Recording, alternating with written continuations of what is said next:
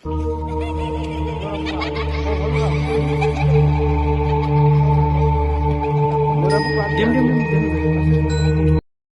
দিন আগের কথা। আজিমপুর গ্রামে বাস করত হীরা নামক একটি ছেলে, যেখানে ছিল অসংখ্য রাক্ষসের আনাগোনা।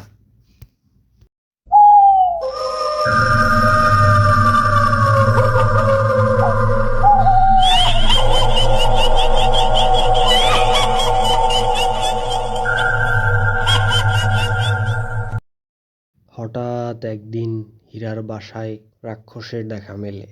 অনেক বিকট শব্দ করছিল রাক্ষসটি। এটি ছিল হীরার জীবনে একটি অকল্পনীয় দৃশ্য।